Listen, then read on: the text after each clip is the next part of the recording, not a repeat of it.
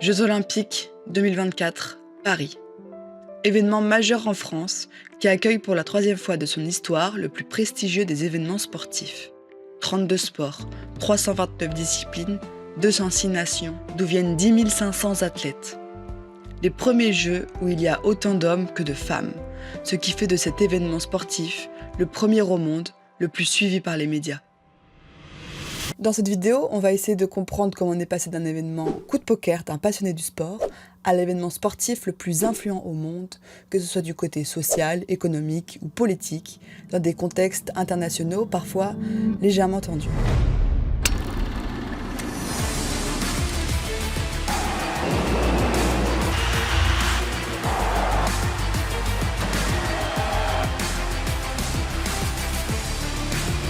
En effet. Deuxième place de maintenant.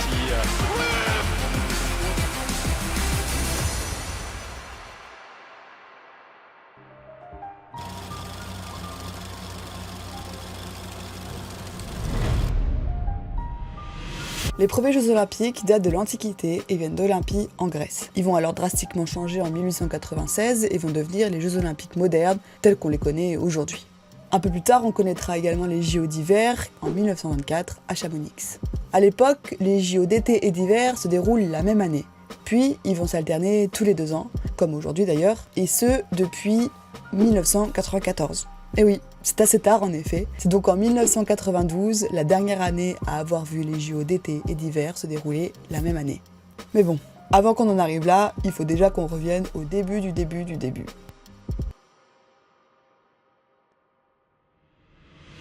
Les Jeux Olympiques ont été créés à Olympie et remontent à 776 avant Jésus-Christ et vont se dérouler tous les 4 ans. Ils étaient dédiés au dieu Zeus. C'est une célébration religieuse et athlétique importante pour les Grecs anciens. La priorité, c'était vraiment d'honorer les dieux et de montrer toute leur gratitude et leur respect. Les Jeux Olympiques font partie du grand concours panhellénique, avec le concours néméen, pythique et ismique. Alors, il faut noter que les Jeux n'étaient pas aussi adulés qu'aujourd'hui. Il y avait uniquement les participants qui étaient intéressés, le peuple n'y s'y intéressait justement pas trop. Les Jeux permettaient de favoriser la paix entre les différentes cités-États grecques en instituant une trêve sacrée pendant la compétition. Alors à cette époque, c'est super important parce qu'il y a énormément de guerres justement entre les cités-États. Ils servaient également à promouvoir l'excellence physique. Ça reste quand même une compétition, on veut savoir qui est le meilleur dans telle ou telle discipline. Autre point, seuls les hommes étaient autorisés à participer aux Jeux Olympiques. Les femmes, elles, n'étaient même pas autorisées à entrer dans le stade pour observer les hommes. Donc, si t'es une femme à cette période-là, tu peux rentrer chez toi, tu n'as rien à faire dans un stade. Alors que les barbares et les esclaves, eux qui ne sont pas des citoyens grecs, c'est bon, ils pouvaient assister aux Jeux. Ça pouvait laisser une idée de la place de la femme dans cette société, mais bon, là c'est pas le sujet. Les athlètes professionnels, eux aussi, n'étaient pas autorisés à participer aux Jeux. Bon, en même temps, vous allez me dire, à cette époque-là, c'était pas un métier qui était très répandu. Pour participer donc aux Jeux Olympiques, il faut être un homme et amateur. Les origines des Jeux Olympiques sont entourées de mythes et légendes. On raconte que ce serait notamment Hercule qui aurait inventé les Jeux Olympiques en l'honneur de Zeus, qui est tout simplement son père. Il y a également une autre légende qui raconte que ce serait Pélope, un héros mythologique, qui, en gagnant la course de chars, aurait inventé les Jeux Olympiques. Bon, à cette période-là, comment imaginez-vous les épreuves des Jeux Olympiques? Du basket? De la natation synchronisée? Il y avait tout bonnement de la lutte, du lancer de javelot, du lancer de disque, de la course en armes, oui, ou encore de la boxe, appelée à l'époque le pancrace, ou bien le pugilat, où tu peux tout simplement tuer ton adversaire. Bon, c'était pas le but non plus, et c'était rare que ça arrive. Mais tous les coups étaient permis, sauf d'arracher les yeux ou de mordre ton adversaire. Et d'ailleurs, petite anecdote, on connaît tous un champion olympique dans cette discipline. Si, vous le connaissez. Pythagore. Le gars du théorème là, champion olympique en pugilat. Apparemment, c'est compatible d'être une grosse brutasse et un mathématicien hyper chaud. Le mec est trop fort. Il devait pas avoir beaucoup de problèmes, je pense. Les Jeux Olympiques de l'Antiquité ont perduré ensuite pendant plus de 1000 ans, avant l'arrivée de l'empereur romain Théodose Ier, qui va instaurer son abolition en 393 après Jésus-Christ à cause de l'arrivée du christianisme. Les Jeux sont considérés alors comme païens, donc à l'encontre de la religion, et il va donc interdire cette discipline au profit de la montée du christianisme.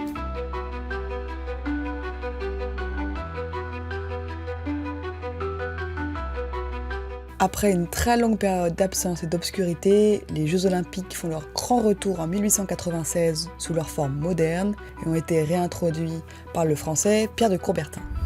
Alors si vous ne savez pas qui c'est Pierre de Coubertin, il naît en 1863 et décède en 1937. Il fut à la fois historien, écrivain, homme politique, enseignant et arbitre de rugby à 15. Bon, pourquoi pas.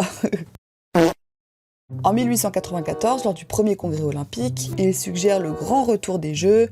Bon, les gens lui mettent un gros stop. Il souhaite alors que les premiers Jeux se déroulent à Paris, mais en raison de l'exposition universelle cette même année-là, ce sera symboliquement à Athènes qu'ils auront lieu en 1896. Depuis lors, les Jeux Olympiques se déroulent tous les 4 ans et vont rassembler des athlètes du monde entier dans un esprit de compétition sportive, mais surtout de fair play. En 1996, il y a donc 9 sports au programme. L'athlétisme, la lutte, toujours qu'on retrouve encore, mais cette fois-ci, en plus, il y a l'haltérophilie, le cyclisme, le tir, la gymnastique, le golf, le tennis, la natation et l'escrime. C'est fini les sports où tu peux tuer ton adversaire, enfin vous me direz, c'est pas plus mal. Il y avait également quelques sports qu'on pouvait considérer comme divers aujourd'hui, comme le hockey sur glace ou le patinage. Mais à l'époque, entre 1901 et 1916, il y a déjà les Jeux nordiques, où ces sports sont déjà pratiqués dans le cadre d'une compétition. Les fondateurs des Jeux nordiques sont formels sur l'idée de faire des JO d'hiver. C'est à eux que revient l'idée, ils sont vraiment pas contents du tout. Et ça jusqu'en 1924, à Paris, où il y aura une semaine consacrée uniquement aux sports d'hiver. Enfin bon, ce sera pas à Paris, mais bien à Chamonix, où on pourra retrouver la luge, le patinage artistique, le hockey, le patinage de vitesse. C'est un événement qui aura beaucoup de succès. Bon, le succès est surtout auprès des pays scandinaves qui vont rafler plus de la moitié des médailles sur cette compétition. Et depuis, cette semaine va se transformer en quinzaine, qui permettra d'avoir les vrais Jeux d'hiver tels qu'on les connaît aujourd'hui. Pour en revenir aux JO d'été, il y a de plus en plus de sports qui sont inclus, comme le rugby, le volley ou le BMX, qui montrent une très grande évolution technologique. Mais vous en doutez, si on ne fait que de rajouter des sports et des disciplines, on se serait retrouvé avec 900 sports, 17 000 épreuves. Or, on l'a dit en début de vidéo, il n'y a que 32 sports et 329 disciplines. Il y a également beaucoup de sports tests ou disparus parce que supprimés des Jeux Olympiques, comme le karaté en 2021. Et d'ailleurs, parenthèse, peut-être qu'il n'y aura qu'un seul champion olympique dans cette discipline. Et bien entendu, comme le karaté c'est un sport d'origine japonaise, son champion olympique c'est tout simplement un Français. Oui, le champion olympique de karaté est bien un Français. Enfin, seulement dans sa catégorie, en moins 67 kilos. Parce que sinon dans la catégorie du dessus, c'est tout simplement un Italien. Oui. Les Japonais, vous êtes tout là. Pas de panique, parce que dans la catégorie encore du dessus, c'est tout simplement un Iranien. Voilà, les Japonais, qu'est-ce qui se passe là ? C'est votre sport normalement les gars, qu'est-ce qui s'est passé ? Et chez les femmes, c'est vraiment pas mieux, parce qu'elles sont respectivement bulgares, serbes et égyptiennes. Bon, le Japon en karaté, c'est pas foufou. Pour en revenir aux disciplines disparues, on a pu en avoir plusieurs, des un peu plus folkloriques au début du XXe siècle. Le croquet, le tir à la corde, le saut sans vitesse, ou bien le tir à canon à 60 mètres. Un beau tir écossais. Tout ça pour dire que chaque édition, on voit des jeux apparaître et disparaître, mais ça montre aussi du coup une grande évolution technologique à l'intérieur des jeux. Comme je l'ai dit tout à l'heure, seuls les hommes étaient autorisés à pratiquer dans ces disciplines. Seulement, au fil des années, les femmes vont avoir de plus en plus de place et seront introduites à partir de 1900 à Paris, où on pourra les voir pratiquer notamment dans des disciplines comme le golf. Et depuis, la participation des femmes ne cesse d'accroître au fil des années, ce qui est super, jusqu'à cette édition-là où les femmes et les hommes sont égaux. Il y a autant de femmes et d'hommes qui participent à ces Jeux Olympiques. Il aura fallu donc 33 Olympiades pour que cela arrive, c'est énorme.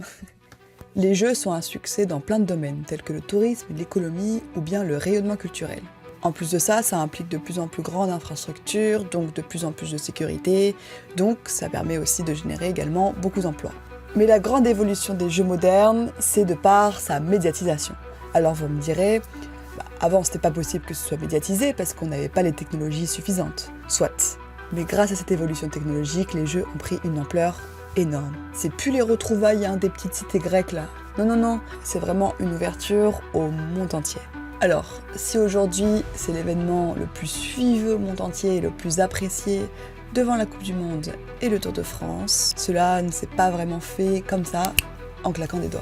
Les Jeux Olympiques atteignent des records d'année en année à chaque édition, que ce soit au niveau des athlètes, du record d'audience, et ce quasiment pour chaque édition. Enfin, quasiment à chaque édition, sauf pendant la guerre froide. Et d'ailleurs, à ce propos.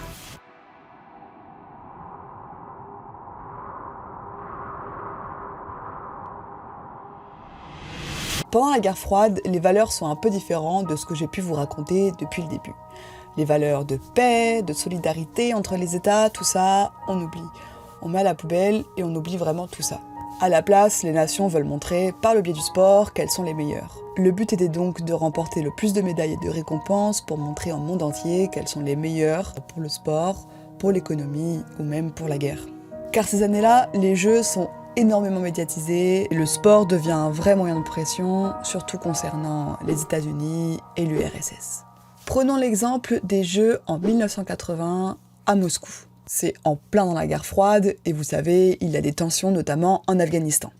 Le président américain adresse un ultimatum au Kremlin, c'est-à-dire que si l'Afghanistan n'est pas libéré par l'URSS, alors il n'enverra pas ses troupes participer à la compétition des Jeux Olympiques cette année-là. That with Soviet invading forces in Afghanistan, neither the American people nor I will support sending an Olympic team to Moscow.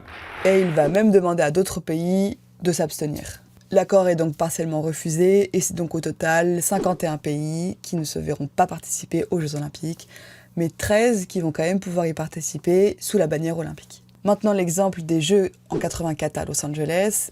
Évidemment rebelote cette fois-ci, mais du côté russe qui va alors boycotter cette édition des Jeux Olympiques afin de contrebalancer l'édition précédente. Ce sera donc au total cette fois-ci 14 pays qui ne participeront pas du tout aux Jeux Olympiques. Comme si il n'y avait pas assez de pression entre les deux blocs. Au niveau du tableau des médailles, c'est tout à fait normal de voir les deux blocs sur le podium. Regardez d'ailleurs un petit peu ce graphique. La plupart des premières places est remportée par les États-Unis et l'URSS qui n'est pas très loin. L'édition de 1980 est un record absolu pour le nombre de médailles des athlètes russes à cause du boycott des États-Unis. C'est la chute de l'URSS en 90 et donc la guerre entre les deux blocs est enfin finie. Encore aujourd'hui, les athlètes russes et américains sont très présents sur le podium. Même si les raisons et les motivations sont différentes un peu de ce qu'on a pu voir pendant la guerre, ils promettent maintenant aujourd'hui des valeurs de respect, d'encouragement, de force, de persévérance et de confiance en soi.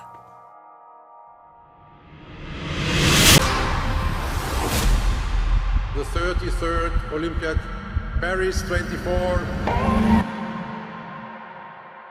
Alors déjà, c'est les 128 ans des éditions modernes des Jeux Olympiques et les 100 ans depuis l'édition de 1924 à Paris.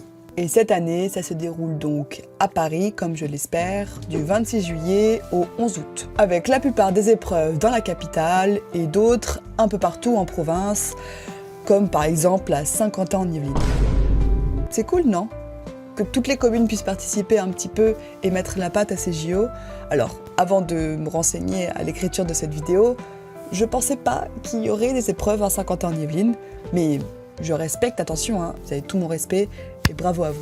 Donc, au programme cette année, 10 500 athlètes, 329 épreuves, 206 nations et 15 millions de spectateurs attendus lors de ces Jeux Olympiques et Paralympiques. Ça fait beaucoup de monde dans une petite ville comme celle de Paris. Souvent, le pays hôte réalise sa meilleure performance au niveau des médailles. Les 2 fois précédentes à Paris, ça avait plutôt bien fonctionné. En 1924, la France avait fini 3e avec 13 médailles d'or et 38 médailles en tout.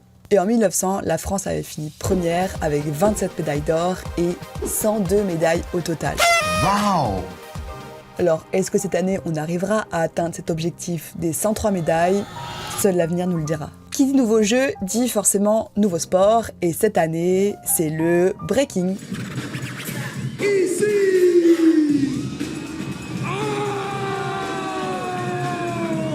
L'édition précédente en 2020, on a pu voir le surf par exemple, ou bien le karaté qui lui a tout de suite malheureusement disparu, RIP. Le breaking fait un petit peu polémique d'ailleurs, parce que comme c'est très proche de la danse, pourquoi rajouter le breaking et pas la zumba ou le cha-cha, bon, j'en sais rien. Je ne vais pas contester quoi que ce soit. Voilà.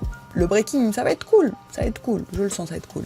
En tout cas, un très très grand merci à toutes les personnes qui contribuent de près ou de loin à ces Jeux Olympiques. Et en tout cas, force à tous les athlètes, qu'ils soient français ou bien du monde entier. Bon courage à tous. Voilà, n'hésitez pas à me dire en commentaire si cette vidéo vous a plu. C'est la première vidéo que je tourne, donc voilà, je suis ouverte à toutes les critiques pour que ça aille de mieux en mieux. N'hésitez pas à vous abonner, à liker, à mettre un petit pouce, à partager également cette vidéo. Prenez soin de vous, prenez soin de vos proches et on se dit à bientôt. Et surtout, allez la France!